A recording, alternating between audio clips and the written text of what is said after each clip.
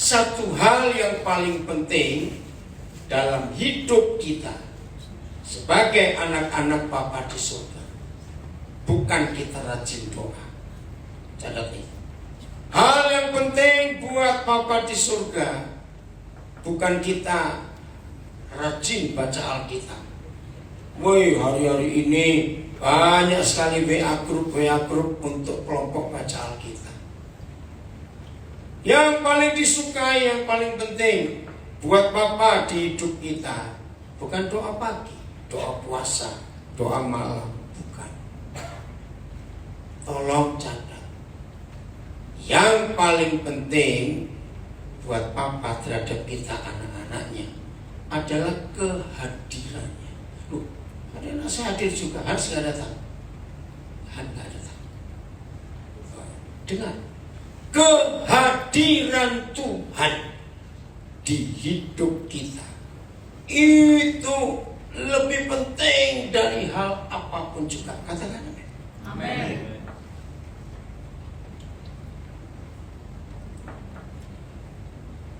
Bagi semua kami, ya kenapa jadi? Tidak apa-apa, ngomong apa? Oh, cangkong di Banjar, engkong di mana tinggalnya? Oh gitu ya, ya nanti ya dia. Nah, saya ngajak ngomong. Saudara, saya ulangi lagi. Yang paling penting buat Papa di surga untuk kita, ya, saya memberikan penekanan, termasuk ngikuti di rumah. Oh ya, tolong yang di Zoom, ya saya ini belum memperbaiki TR percaya atau kenapa. Ya udah, nanti jadi operator saya akan menjawab.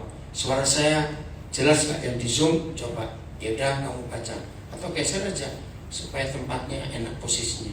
Lebih. Saya ulangi lagi, saudara. Kiranya ini menyadarkan setiap kita, buat Bapa di surga, yang paling penting adalah kehadirannya di hidup kita. Oh enggak, amin. Amin. Telat. Saya ulangi lagi ya. Yang paling penting buat Bapa di surga terhadap kita adalah kehadirannya. Amin. Nah, iblis nggak pusing dan nggak terpengaruh dan nggak, istilahnya nggak kebakaran jenggot, nggak kepanasan kalau mereka lihat kita rajin berdoa. Mungkin ada beberapa sore kaget saya bicara ini. Sungguh, iblis nggak pusing. Doa lah, mau berapa jam sehari, iblis cuma senyum. Baca Alkitab setiap hari. Saya yakinkan saudara, iblis gak pusing. Rajin ibadah. Minggu ke gereja, Senin ke gereja, Selasa doa, Rabu Bible study, Kamis doa jemaat, Jumat latihan musik, Sabtu kaum muda, Minggu gereja lagi. Iblis gak terpengaruh.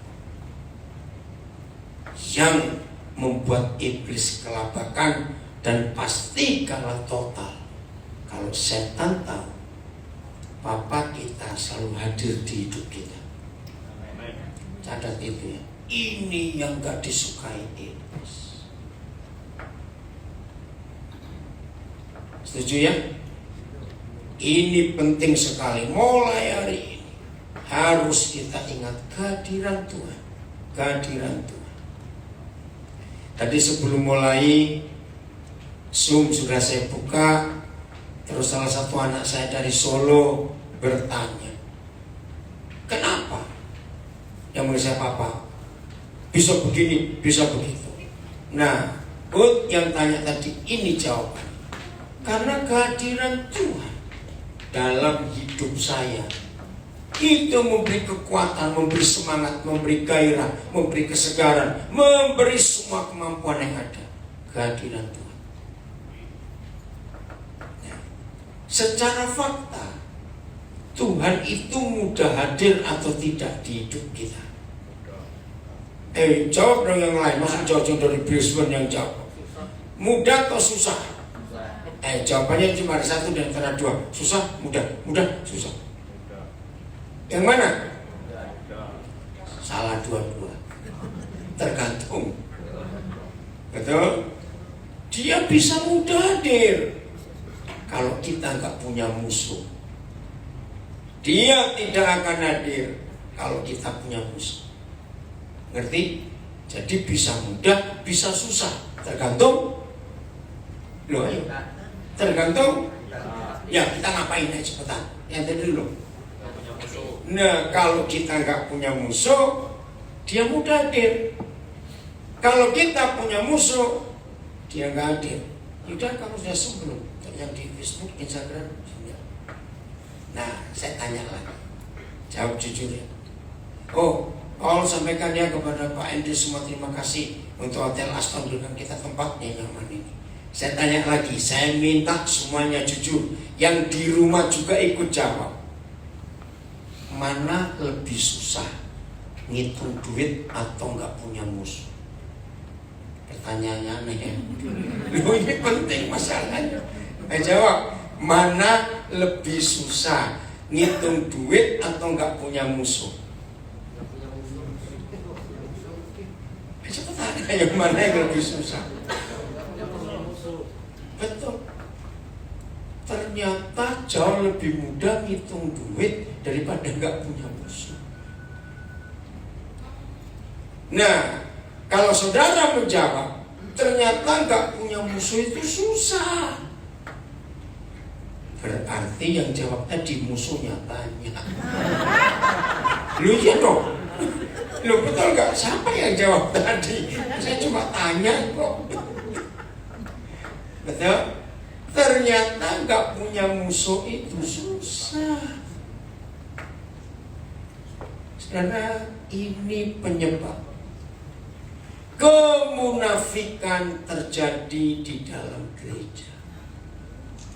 Saya ulangi, ini sebabnya kemunafikan terjadi di dalam gereja.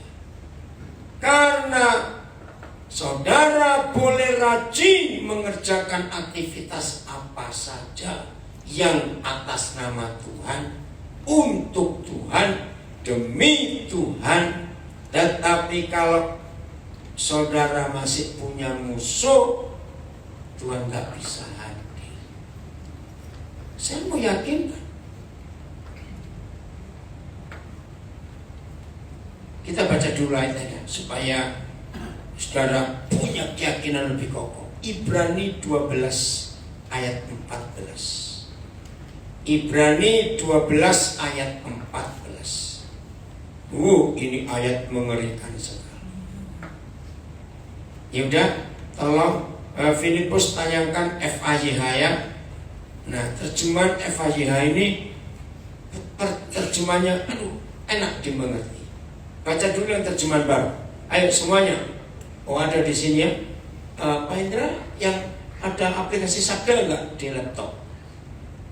Enggak ada ya. Oke, enggak apa-apa. Berarti Yuda yang baca. Ayo kita baca sama-sama.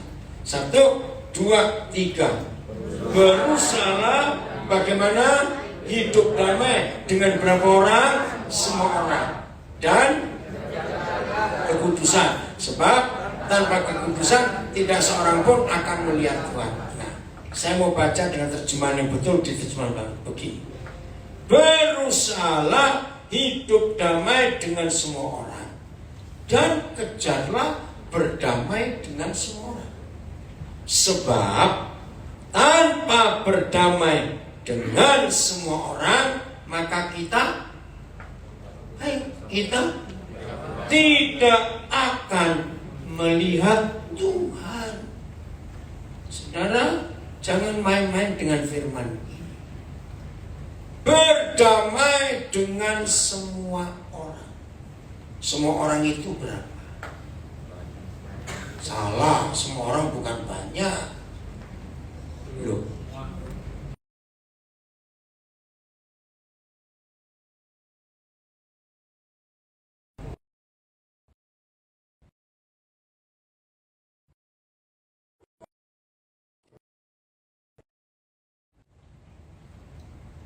Begitu Instagramnya. Udah. Saudara, ini serius. Penduduk Banjarmasin berapa? Saudara terlalu tinggal di Banjar, gak tahu jumlah keluarga saudara orang ini. Berapa? Siapa yang tahu? 600.000. Oke ya, bulan. Dengerin. Tuhan tidak akan menerima kalau saudara berkata gini, Tuhan, saya sudah berdamai dengan yang 599.099 orang. Tinggal satu itu saja. Menurut ayat ini, apakah orang itu sudah berdamai dengan semua orang? Tidak. Ini masalahnya. Di alam semesta ini, termasuk di dunia, hanya ada dua kekuatan. Kalau tidak Tuhan, ya hantu. Betul? Nah, kalau saudara nggak bisa melihat Tuhan, saudara melihat siapa? Hantu. Betul nggak? Saudara melihat hantu. Nah, jujur ya, jangan tersinggung kalau saya tanya ini. Setelah kita mau baca ayat ini, termasuk di rumah ya, Pak Filipus sudah tanyakan MHY-nya belum? Ada. Sudah di situ ada di? Belum. Oke, dengerin dulu. Saya tanya. Nah, ini penting pertanyaannya. Berarti setan mudah nggak membuat anak-anak Tuhan nggak bisa melihat Tuhan? Maka itu saya tanya tadi, lebih mudah ngitung duit daripada nggak punya musuh. Yang namanya manusia itu sulit untuk berkata nggak punya musuh. Coba renungkan. Sehari 24 jam. Bisa nggak ada orang cari gara-gara terus dengan kita? Bisa tanya, bisa nggak? Sangat bisa. Walaupun saudara nggak ketemu orang, tapi saudara sibuk main sosial media, WhatsApp dan sejenisnya. Bisa nggak ada yang nganggur nulis yang enggak? Kalau saya tanya bisa tidak? Bisa. Nah, berarti setan paling tahu bahwa untuk kita anak-anak Tuhan tidak bisa melihat Bapa kita, itu sangat mudah. Saya buktikan lagi. Mungkin saudara berkata, saya nggak punya musuh, cuma ada 2 orang saya tuh malas ketemu. Sama. Enggak, amin. Enggak punya musuh tapi malas ketemu. Sama. Oke, Yuda bacakan yang kuat karena nggak ada mikrofon lagi. Jauhi segala pertengkaran. Nah, stop. Jauhi segala pertengkaran. Jadi bertengkar saja, nggak perlu marah, nggak sampai dendam, bertengkar saja. Terus jauhilah segala pertengkaran. Dan berusahalah menjalani hidup yang bersih dan suci. Nah, berusahalah menjalani hidup yang bersih dan suci. Terus, Sebab orang yang tidak suci tidak akan melihat Tuhan. nah, sebab orang yang tidak suci. Nah, tidak suci di sini bukan tidak berzina, tapi tidak berdamai dan rajin bertengkar. Itu nggak suci. Maka hidup ini nggak bisa melihat Tuhan. Nah, tolong ya sampaikan kepada sebanyak-banyaknya saudara yang kita kenal bahwa nggak punya musuh itu yang dibenci oleh iblis. Selalu mereka tahu begitu ada di antara kita yang hidupnya benar, nggak punya musuh, baru 1 menit nggak punya musuh, menit kedua datang lagi musuhnya itu. Karena iblis tahu untuk membuat kita nggak bisa melihat Tuhan. Oke, pertanyaan berikut. Menurut saudara, Tuhan itu lebih suka hadir di gereja atau di rumah kita? Wih, pintar semua yang jawab. Betul. Ternyata Tuhan itu lebih suka hadir di rumah kita daripada di ibadah atau di gereja. Siapa bisa jawab? Kenapa? Kenapa? Karena kita lebih banyak di rumah. Oke, 1, 2. Kenapa Tuhan Karena lebih di suka rumah hadir? tidak bisa munafik, hipokrit. Waduh, keren nih dari Ya, Belanda jawab ini. Ya, terima kasih mevrouw Hendrikman. Graag gedaan, meneer. Ya. Di rumah nggak bisa munafik. Kalau di gereja kita bisa munafik. Ada lagi yang lain. Kenapa Tuhan lebih suka hadir di rumah daripada di gereja? Apa adanya di rumah. Iya, di rumah apa adanya. Betul nggak munafik tadi? Ayo, satu lagi. Kenapa Tuhan lebih suka hadir di rumah daripada di gereja? Ayo, gak usah takut salah jawab. Bertemu pribadi. Di gereja terlalu banyak orang. Papa maunya ketemu kita secara pribadi. Dan catat, Tuhan jauh lebih cinta dan sayang keluarga daripada ibadah atau kebaktian. Katakan amin. Keluarga itu buat Tuhan segala-galanya. Saya beri pertanyaan singkat, tapi ini fatal kalau tidak kita lakukan.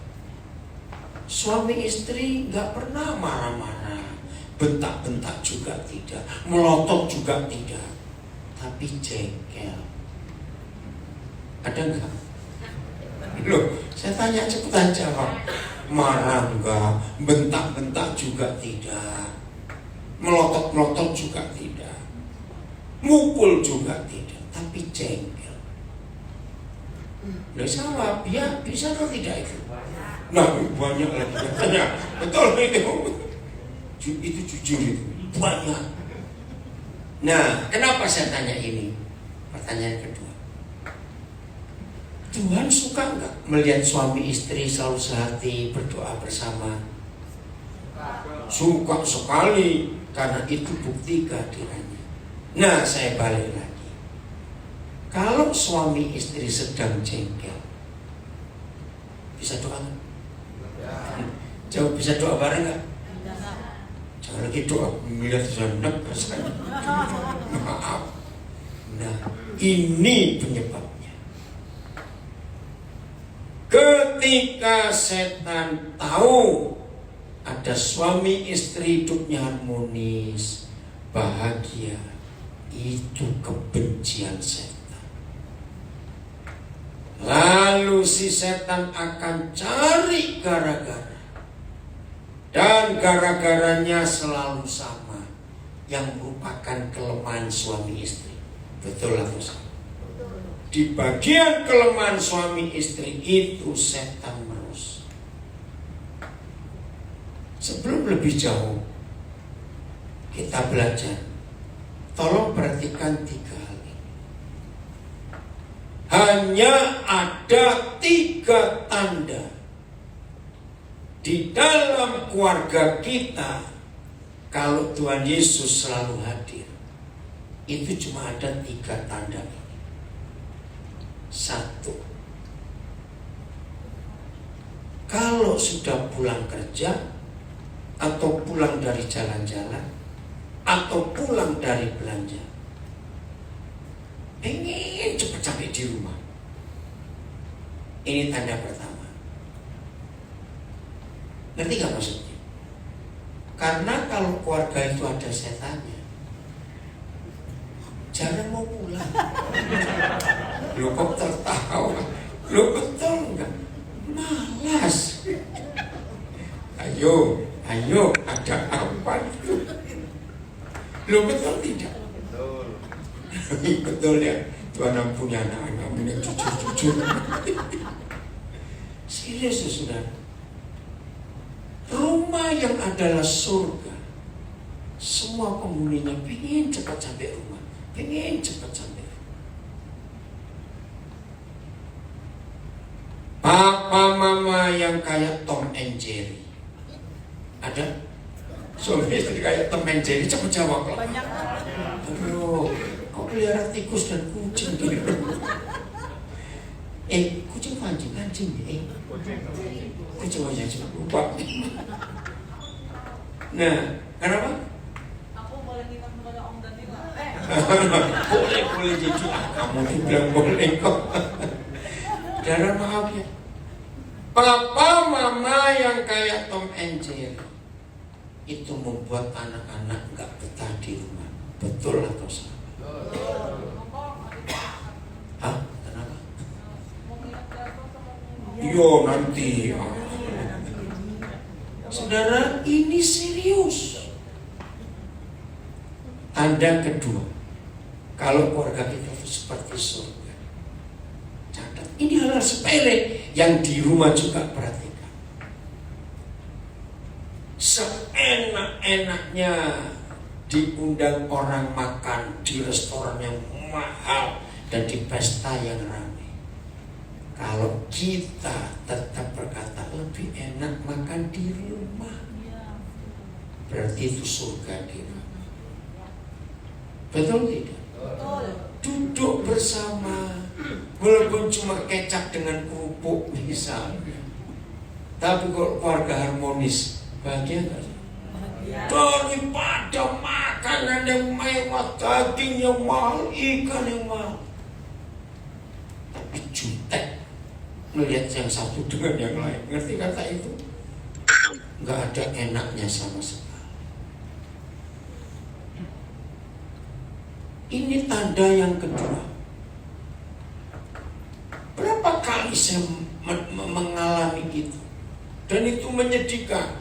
Maaf ya, saya belum tahu banyak daerah Banjarmasin. Tapi kalau Surabaya, Jakarta, Bandung, karena sering pergi, wih, banyak rumah-rumah mewah yang harganya nggak tahu berapa puluh M.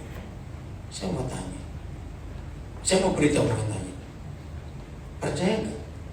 Pembantunya lebih sering nikmati rumah itu daripada majikannya. Betul atau tidak? Betul. Aneh bukan? Kenapa? Karena panas rumah itu. Ada suami-suami kalau mau pulang, itu telepon anaknya, telepon pembantunya, mamamu sudah tidur atau belum? Aneh kan? Aneh gak begitu cepat? Kenapa? Kenapa harus tunggu istri tidur dulu baru suami mau pulang? Karena harimau galaknya belum tidur. Maaf. Jadi pembantu lebih menikmati rumah mewah dengan macam-macam alasan pemiliknya. Maka itu dalam istilah bahasa Inggris, ini yang ciri ketiga, home sweet home. Artinya seenak-enaknya hotel mewah, tetap lebih enak di rumah sendiri. Nah, tanda yang ketiga ini, saya harap saudara tidak mikir yang aneh-aneh. Ya memang begini cara saya ngajar. Setelah tempat tidur kita sendiri di rumah, maaf ya, janji jangan marah saya ngomong ini. WC, lo betul nggak? Seenak-enaknya WC hotel, duduk di WC rumah sendiri lebih enak. Betul atau salah? Maaf ya saya ngomong ini. Aneh, itu aneh. Nah, kalau tiga hal ini ada, maka rumah kita adalah surga. Ini perkara serius. Pengen cepat pulang, pengen cepat pulang. Kalau saudara baca Lukas 15, nggak usah dibuka ya, kisah yang sudah sering kita dengar. Lukas 15. Kisah pertama, domba yang hilang. Kisah kedua, uang yang hilang. Kisah ketiga, anak yang hilang. Dan sampai kisah yang ketiga itu, anak itu berkata, "Kau mau pulang?" "Aku mau pulang." Nah, kata pulang itu artinya luar biasa. Ayo saya beri bukti. Ya, anak-anak itu semua adalah ukuran. Ya, saya ulangi, anak-anak itu adalah ukuran dari semua hal dalam kehidupan ini. Siapa pernah punya pengalaman ini, coba ingat. Kalau tidak punya, pasti sudah ngerti fakta ini. Papa mama ngajak anak-anak ke pesta yang ramai, meriah. Wih, makanannya enak-enak, permen, gula-gulanya, dekorasinya, balonnya, lampunya, musiknya, wih, pokoknya semuanya wah. Saya tanya, kalau anak-anak kita masih kecil, kita ajak ke pesta itu dan sudah bosan, cuma ada satu kata sakti, orang tua nggak bisa melawan kata ini. Kata apa itu?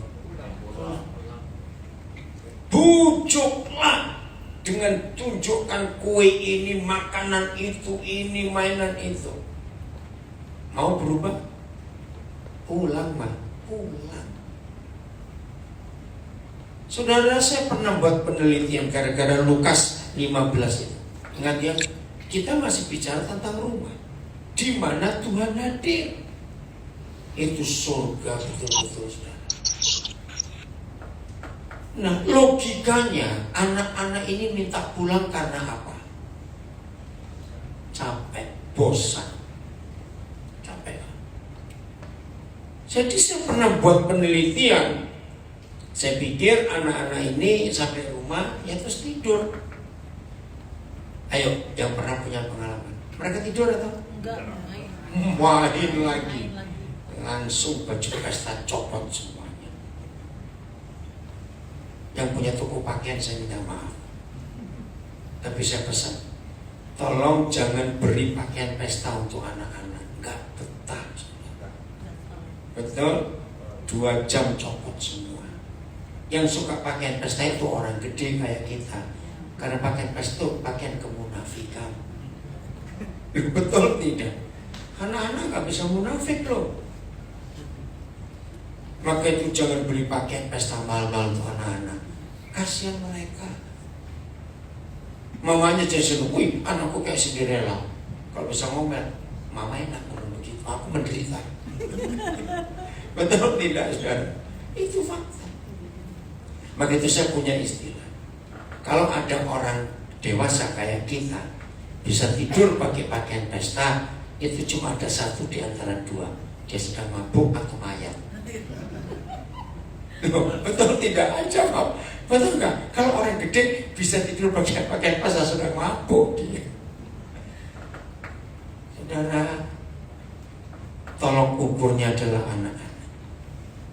Suasana rumah kita bisa munafik, tapi anak-anak nggak bisa pura-pura. Betul tidak? Maka itu siapa pernah punya pengalaman unik lagi ya? Ini saya alami beberapa kali. Pergi rombongan ya dengan beberapa keluarga.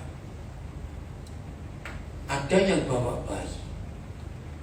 Anda tahu ada bayi bersama orang tuanya masuk kamar hotel. Kalau kamar itu ada yang nggak beres, ini bayi bisa teriak nangis ke kamar. Ya, betul. Aneh sekali itu. Kita yang gede nggak ngerasa apa-apa itu. Anak ini bisa ketakutan.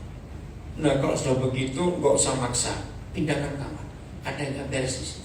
Walaupun kita nggak tahu kenapa. Itulah sensitifnya seorang anak. Aneh. Maka itu Tuhan sayang bayi-bayi, sebab mereka itu masih tulus. Betul?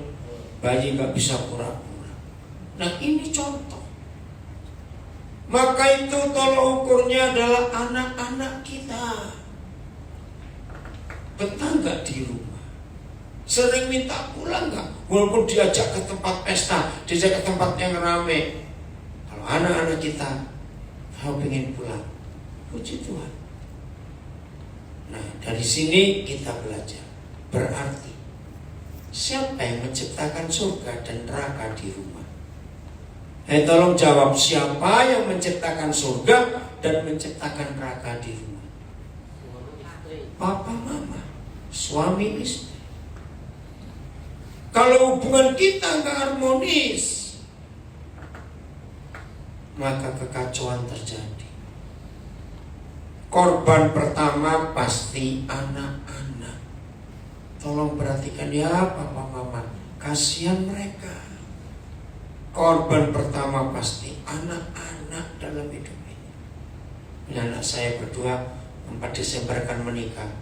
Saya dengar ya, ini penting sekali untuk menghadirkan surga di dunia ini lewat keluarga kita. Berapa hari ini Roh Kudus terus mengingatkan saya. Penilaian yang berikut, kalau papa mama itu harmonis dan benar. Maaf, saya tidak bermaksud untuk melukai keluarga A, keluarga B. Maafkan saya. Tapi saya harus sampaikan kebenaran ini. Salah satu tanda lulus atau ijazah orang tua, ya, salah satu, dan ini yang terbesar, tanda lulus bahwa papa mama itu harmonis, papa mama itu benar, dan Tuhan hadir di rumah papa mama. Tolong catat. Pada waktu anak-anak kita sudah beranjak dewasa dan mau menikah, terus mereka ngomong begini, saudara, ini serius.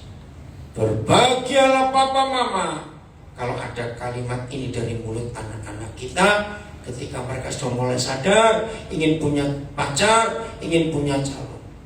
Kalau anak-anak perempuan kita berkata, entah kepada temannya, saudaranya, sepupunya, kepada siapa saja, pokoknya kalau aku menikah nanti, aku pengen punya suami kayak papaku. Begitu pula anak laki kita. Kalau mereka berkata kepada berapa orang yang dia kenal, aku kalau menikah nanti pengen dapat istri kayak mamaku. Coba renungkan, ini kalimat dahsyat gak untuk orang tua? Lo jawab.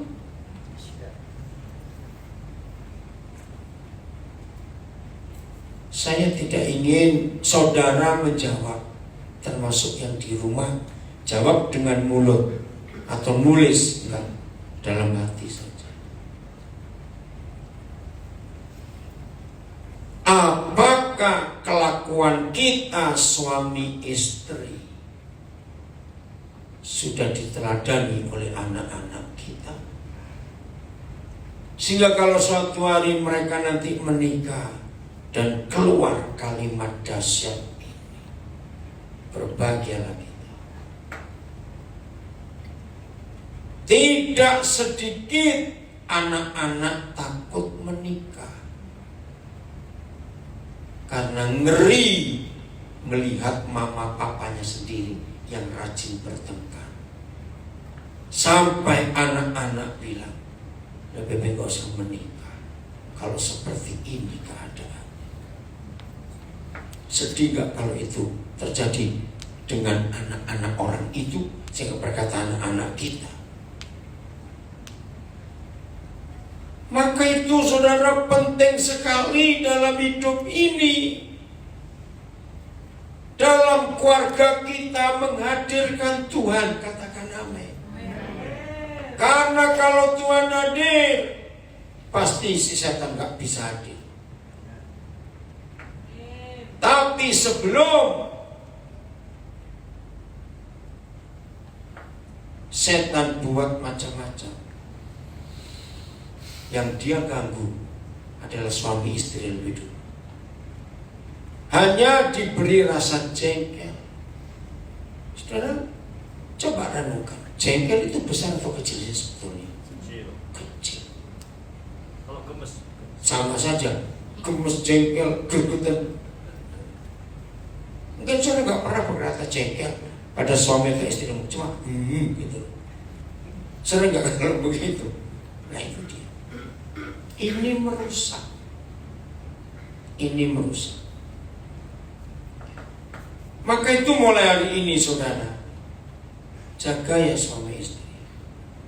Maaf, apalagi yang mulutnya itu. Sadar, tahan, untuk hidup di dalam kebenaran ini. Kita baca ayat ini. Tuhan tolong kami supaya tidak ada lagi seorang pun di antara kami menghadirkan neraka dalam keluarga kami. Dalam nama Yesus. Efesus 4 ayat 25. Nah, suami istri mulai dengan kebenaran. Efesus 4 ayat 25. Ayo baca sama-sama. Yaudah FIA-nya nanti ya. Ayo, sudah? 1, 2, 3. Karena itu buanglah dusta dan berkatalah benar seorang kepada yang lain, karena kita adalah sesama anggota. Saudara, firman ini juga untuk suami istri. Luar biasa. Suami istri yang berdusta pasti ada dosa. Betul atau salah? Karena ada dosa, cara nutupinya dengan dusta. Bahasa Banjarnya dusta itu apa? Apa? Pengerambut. Pengerambut. Pengerambut. Jelek betul kan? Pengerambut bohong. Ya bohong ya. Ya begitu pokoknya.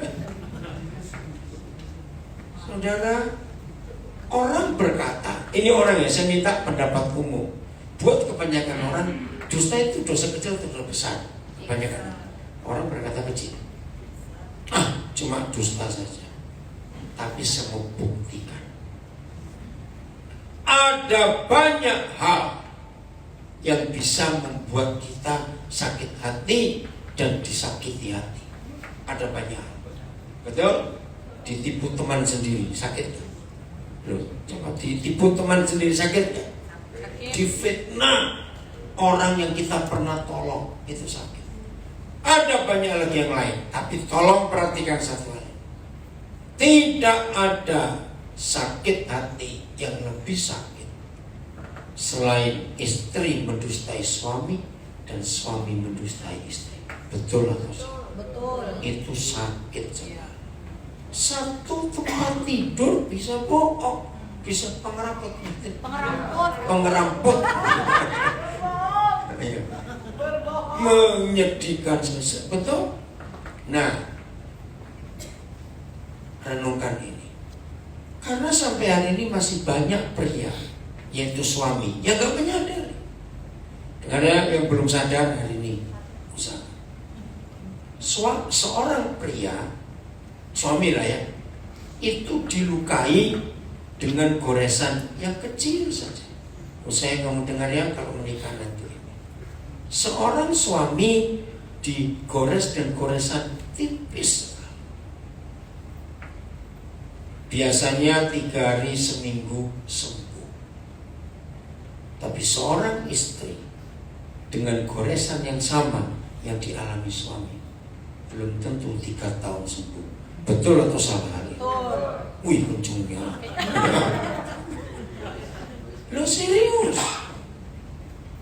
Beritahukan pada anak-anak laki kita untuk kuasa perintah, kalau kamu menikah jangan lukai hati istri. Ini memang fakta.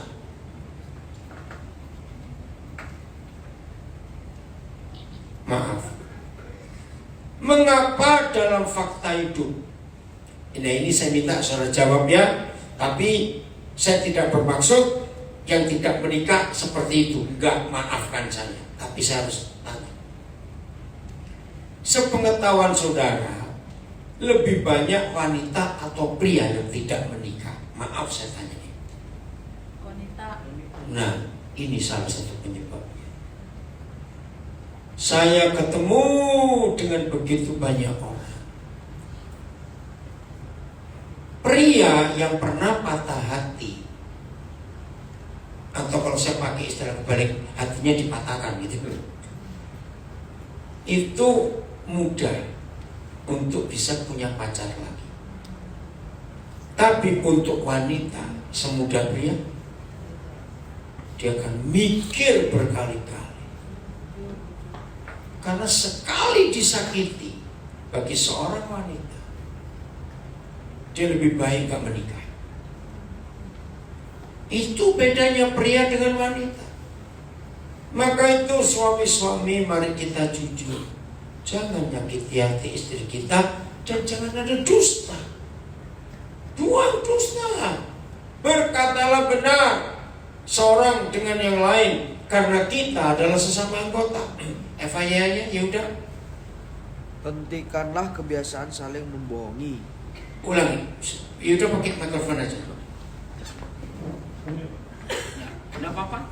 Oh, Hentikanlah kebiasaan saling membohongi. Katakanlah yang benar, karena masing-masing merupakan anggota, dan apabila kita saling membohongi, kita merugikan diri sendiri. Oh, itu FYI-nya lebih jelas tersebut. Kalau kita saling membohongi, saling apa ngeraput? Gitu. Mau itu apa kata terakhir tadi, kalimat terakhir? Merugikan diri. Merugikan diri sendiri. Nah, suami istri, kehadiran Tuhan di rumah kita sangat ditentukan dengan keharmonisan kita berdua. Jadi jangan ada dusta. Ayat 26.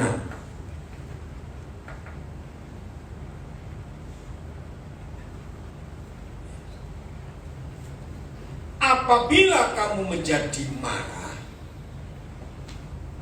saudara, ternyata Tuhan boleh loh kalau kita itu marah, asal suami istri. Jadi yang belum menikah nggak boleh marah, tunggu menikah dulu baru boleh marah. Lu ya, kamu bahasa Inggris ya? Bacakan. Bahasa Inggrisnya belum, be angry, silakan marah. Nah, psikologi mengakui orang yang sedang jengkel dan marah tapi tidak dikeluarkan, tidak dilampiaskan, itu jadi penyakit. Maka itu Efesus 4 ini bicara tentang suami istri. Boleh marah asal suami istri. Bacakan. Bahasa Inggris. NLT. Terserah. Pokoknya bahasa Inggris sama. And do not sin by letting anger control you. Nah, by letting anger artinya kemarahan itu jangan diteruskan sampai membuat setan bekerja. FYI-nya apa? Ya udah. FYI-nya, jikalau saudara marah. Baca. Jikalau saudara marah, Nah, boleh toh jikalau saudara marah. Ya. janganlah berdosa dengan membiarkan amarah itu menjadi dendam. Nah, stop dulu ya. Oh, terima kasih ketua Presiden King James. Be angry. Silakan marah. Tapi jangan jangan berbuat dosa. Nah, kapan marah jadi dendam? Kapan marah jadi dosa? Kalau marah sampai matahari terbenam. Jadi dari pagi sampai sore marah. Begitu matahari mulai tenggelam, Mas sorry ya tadi pagi, ya Pak aku juga salah, sorry. Berburu lagi, main-main lagi, makan, anak-anak rame, tidur dengan hadirat Tuhan. Begitu besok bangun pagi, lanjut, mau apa kamu? Kaget saya. Oh masuk kaget, oh berarti Lani melamun. Yo serius, ayat ini tuh present continuous tense, saudara. Suami istri boleh marah hanya pagi sampai sore. Begitu matahari terbenam, damai, seperti nggak ada apa-apa. Besok, lanjut. Nah, ada yang tanya sampai kapan? Sampai bosan. Saudara, ayat ini betul-betul luar biasa. Nah, ada dua pengertian matahari terbenam. Satu-satunya bangsa di dunia yang menghitung hari baru itu matahari terbenam, bukan secara umum jam 12 malam. Itu orang Yahudi. Nah, mengapa boleh marah tapi hanya sampai sore?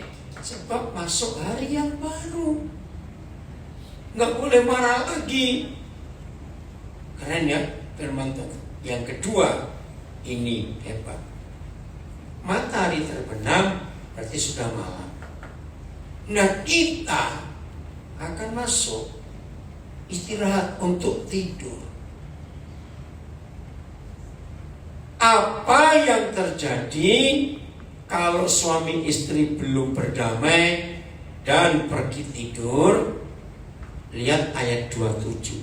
Ini yang menakutkan, sadis dan jahat setan itu. Ayat 27. Dan, nah stop dulu. Arti kata dan itu apa? Ayo, kata dan itu artinya apa? Iya, kata sambung. Berarti ayat 26 dan 27 itu satu. Kalau suami istri bersemalam tapi tetap bermusuhan, maka suami istri itu dan ayo baca, janganlah beri kesempatan kepada iblis. Begini arti ayat ini. Ketika sudah sore sampai malam, suami istri tidak ada perdamaian, berarti suami istri goblok itu mengundang setan nginap di rumahnya. Ngeri gak sih? Jangan beri kesempatan pada iblis. Evayanya, yaudah. Ada terjemahan yang berkata, jangan kamu mengundang iblis nginap. Ya.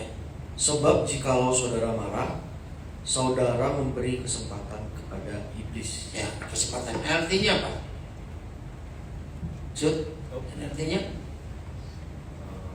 ayat 27. Neither give place to the devil. Jadi jangan juga memberi kesempatan, memberi tempat untuk iblis tinggal. Ada? Ya, bacakan ayat 27. For anger gives a foothold to the devil. Nah, kemarahan suami istri itu memberi ruangan iblis berbicara. Saya teruskan ya, tolong. Maka itu dengan firman ini, kalau ada keluarga-keluarga anaknya bermasalah, simpan firman ini dan jangan lakukan kejahatan untuk menguntungkan iblis. Begini, kalau kita punya tamu,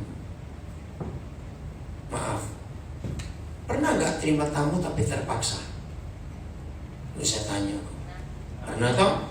Nggak, walaupun terpaksa. Namanya tamu dan kita punya rumah.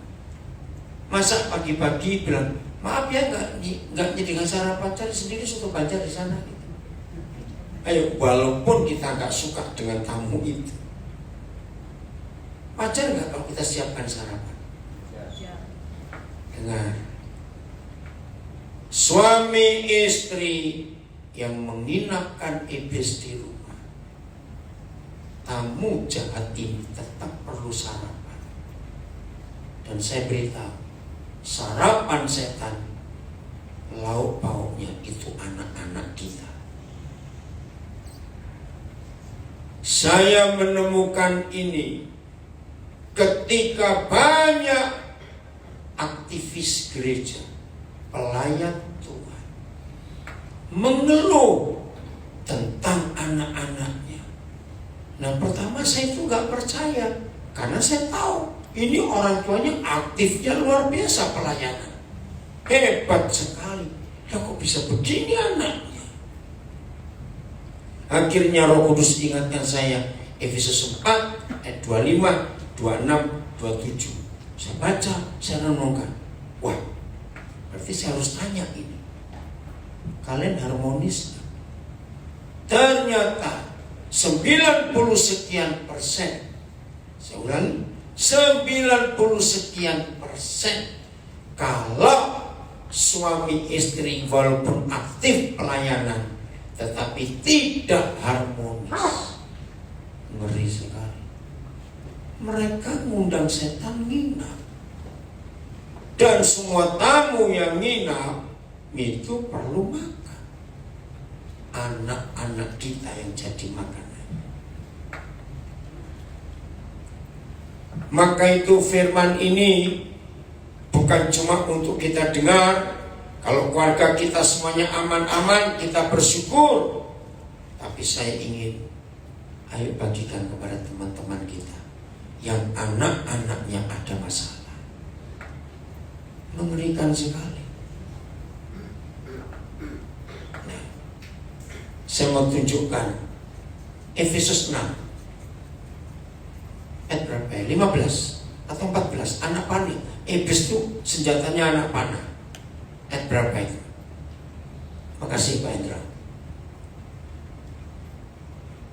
Coba saling bantu. Ayat berapa? Iblis senjatanya anak panah. Berapa? 16. Kita lihat Efesus 6. Terima kasih Pak Indra. Dalam segala keadaan pergunakanlah perisai iman. Sebab dengan perisai itu kamu akan dapat memadamkan apa? Jangan bilang panah, ada satu kata 5 huruf itu penting. Nah, semuanya itu yang mengerikan. Jadi senjata iblis nggak cuma satu panah. Ada berapa? Banyak sekali. Saudara dengarkan, tolong ya, semua kita mulai hari ini. Jadi senjata iblis bukan tombak, bukan pedang, bukan macam-macam panah, karena ini tertulis. Saudari, Roh Kudus ingatkan saya. Ternyata setan itu tidak pernah buat pabrik panah. Nah, tapi kok setan bisa punya senjata anak panah? Kenapa itu? Ada firman-Nya. Kita lihat Mazmur 127 ayat 3. Ayat 4. Mazmur 127 ayat 4. Wih, ngeri sekali ternyata. Iblis gak pernah punya pabrik anak panah, tetapi mereka punya senjata anak panah. Baca 1, 2, 3. Seperti anak-anak panah di tangan pahlawan, demikianlah siapa? Anak-anak pada masa muda, pada masa remaja, pada masa masih kecil. FYI-nya. Ayo, saudara jangan main-main. Ini anak-anak panah ya. Anak-anak yang lahir bagi seorang laki-laki yang masih muda adalah bagaikan anak-anak panah tajam di tangan seorang pahlawan. Ya. Jadi semua anak-anak kita, ya, as arrows in the hand of a mighty man, so are children of the youth. Anak-anak pada masa muda. Nah, saya tanya, setajam-tajamnya anak panah, sekuat-kuatnya batang anak panah, kalau nggak ada yang membidikkan, nggak ada yang menembakkan, nggak ada yang mengarahkan, anak panah itu bisa berfungsi nggak? Jadi kalau nggak ada pahlawannya yang menembakkan, nggak ada pahlawan. Nah, dalam bahasa terjemahan FHIH, siapa pahlawannya? Tadi itu papanya. Maka itu saya punya kalimat ini. Saya harap nggak ada yang marah atau tersinggung. Ketika Roh Kudus membawa saya untuk belajar firman Tuhan tentang keluarga, tentang pernikahan, tentang anak-anak, begitu jahatnya setan membuat orang-orang asal kawin, asal beranak saja, tapi tidak pernah mengarahkan anak-anak. Mengapa setan membuat free sex atau seks bebas?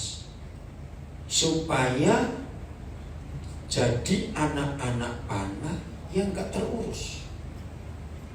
Ketika anak-anak panah itu gak terurus karena papanya hanya pintar kawin dan beranak saja, maaf kata ini jelek sekali, maka setan ambil anak-anak panah kejajan.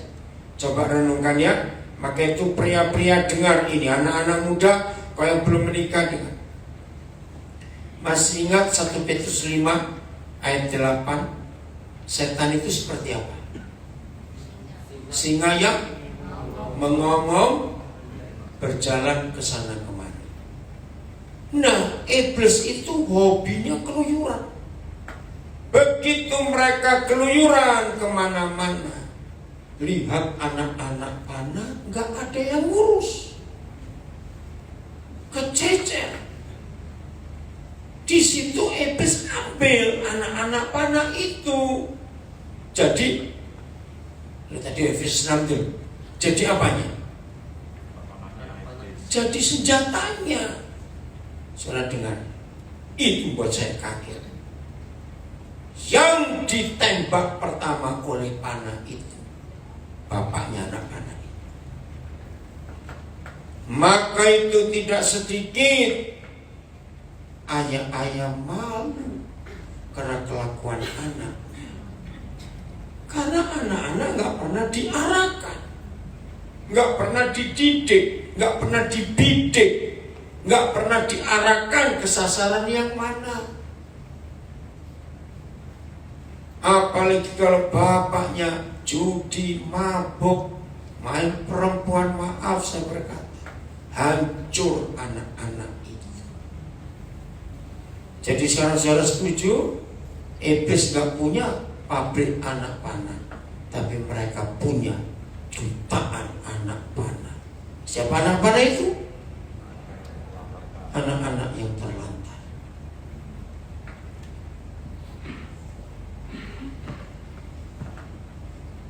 Mazmur 127 ayat yang ke-5. Coba lihat ayat yang ke-5.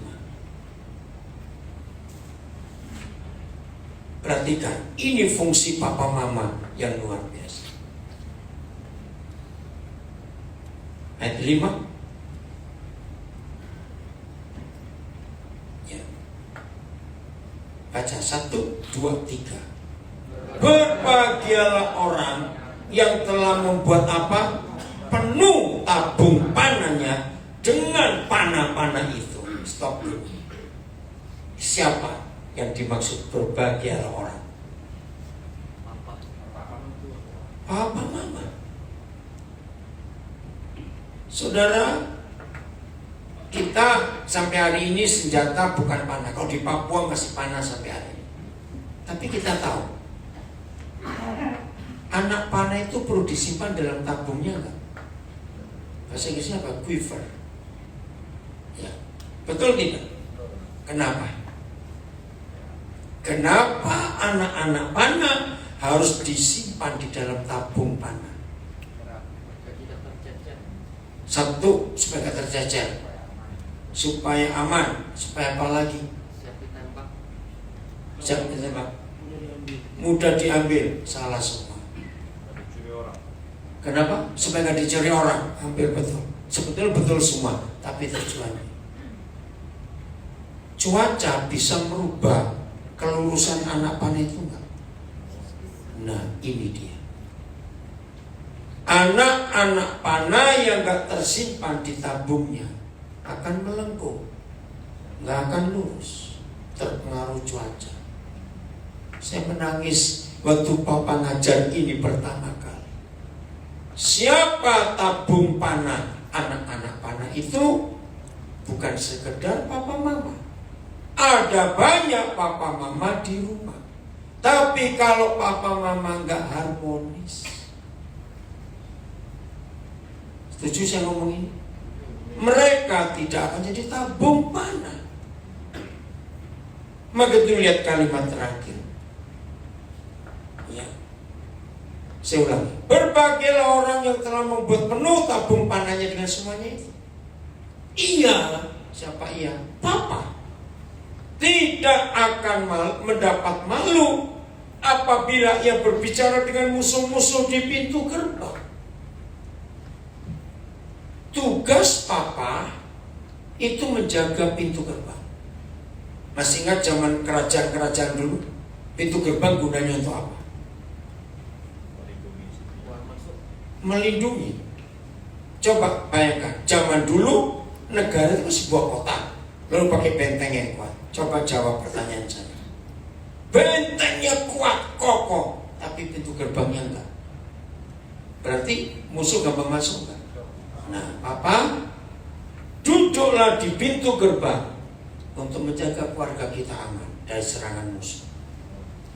Tapi Papa yang bisa membuat keluarganya aman adalah Papa yang harmonis dengan istrinya, sehingga anak-anak itu aman dalam tabung panah.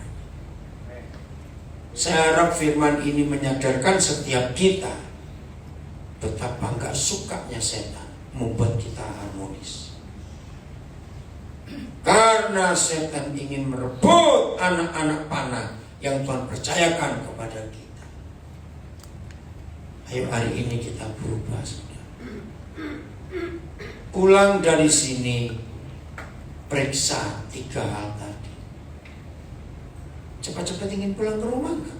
Walaupun kita pergi dengan apa itu kemewahan, ikut tur atau apa, lebih enak makan di rumah kan? Terus lebih nyaman nggak di rumah itu? Maaf saya pakai istilah WC tadi. Itu kebahagiaan keluarga kita. Maka kalau rumah kita seperti itu, anak-anak kita jadi anak panah yang hebat. Amin. Anak-anak bahagia. Maka itu kalau ada papa mama kayak Tom and Jerry bertobat hari ini, stop pertengkaran, pertikaian, adakan damai. Berkali-kali Tuhan mengajarkan kepada kita, siapkan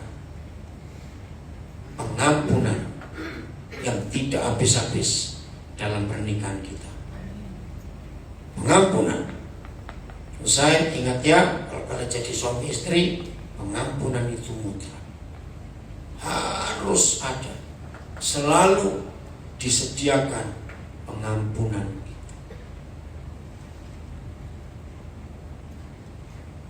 Hari ini kita mengambil keputusan untuk kita masuk jadi keluarga bahagia.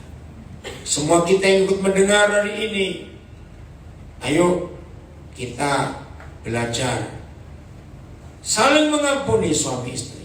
Katakan amin. Jangan saling ngotot, jangan saling merasa benar. Enggak, jangan. Kasihan anak-anak. Jangan ungkit-ungkit hal yang dulu, jangan. Berdamai. Tutup yang lalu. Bahkan yang tadi pagi pun ada kejadian apa? Tutup. Lihat hari ini dan besok. Ada hal baru yang Tuhan mau kerjakan. Amin.